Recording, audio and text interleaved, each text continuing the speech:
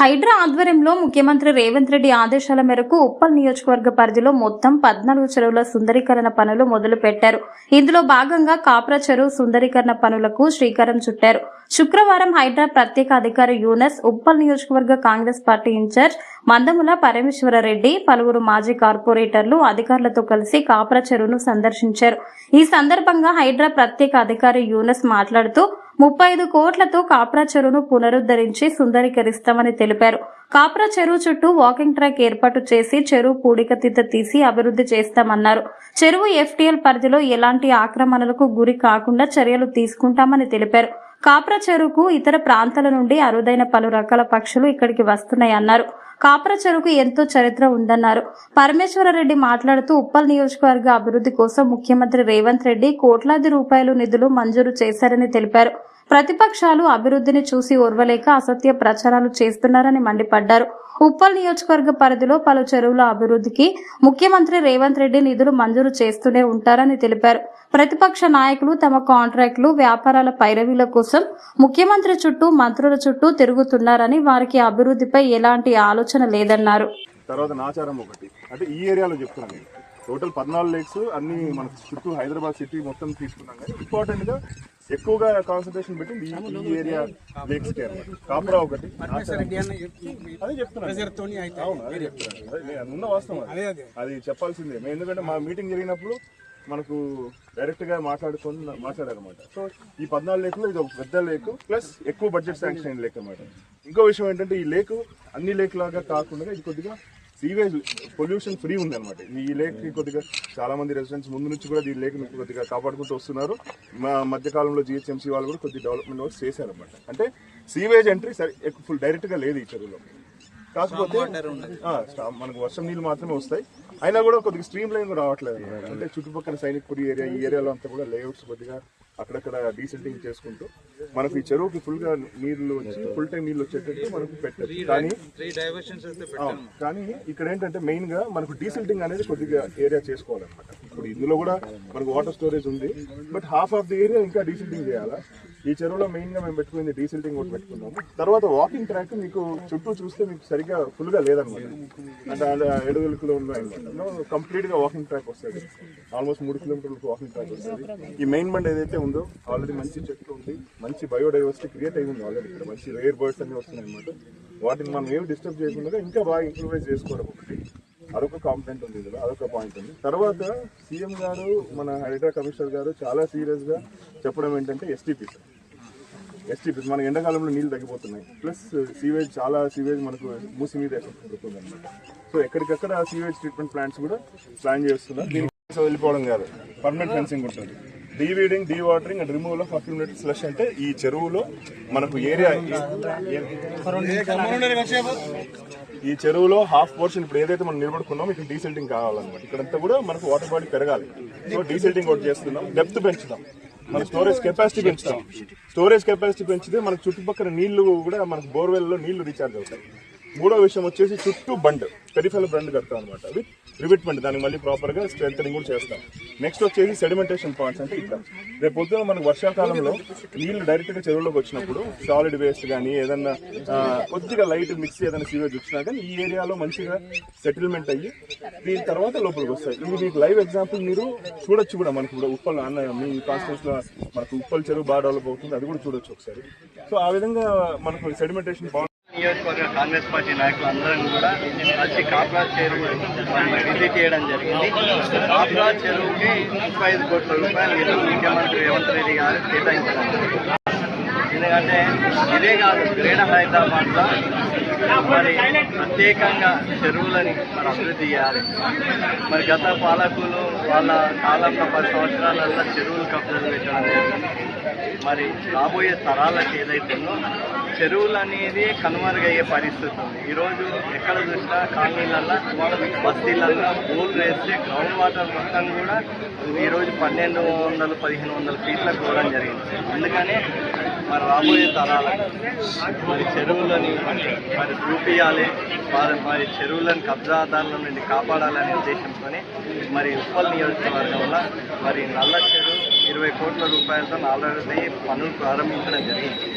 దాంతోపాటు రామాకపూర్ పెద్ద చెరువు 17 కోట్లు, నాచారం ఏదైతే హెచ్ఎండి చెరువు ఉందో దాన్ని 30 కోట్ల రూపాయలతో, కాప్రా చెరువు కూడా మరి 35 కోట్లు రేవంత్ రెడ్డి గారు కేటాయించడం. ఎందుకంటే గతంలో రేవంత్ అన్న ఎంపీ ఉన్నప్పుడు మరి ఉప్పల్ నియోజకవర్గంలో చెరువులన్నీ కూడా మరి ఆ రోజు వచ్చి విజిట్ చేసి చూడడం జరిగింది. కాబట్టి ఈ ప్రాంతం మీద రేవంత్ అన్నకు ప్రేమ అభిమానం ఉంది. ఈ ప్రాంతాన్ని అభివృద్ధి చేయాలని, అంటే ఒక చెరువులే కాదు, ముఖ్యంగా చూసాం ఈరోజు యువత డ్రగ్స్ గంజాయికి ఏ విధంగా బానిసవుతుంది. అందుకనే తెలంగాణ రాష్ట్రాన్ని ఒక స్పోర్ట్స్ హబ్గా తీర్చిదిద్దడానికి, ముఖ్యంగా మా కాప్రా నియోజకవర్గం కాప్రా రీజన్ల దాదాపు 9 కోట్ల చిల్లరతో ఒకటి, ఇంకొకటి 1.5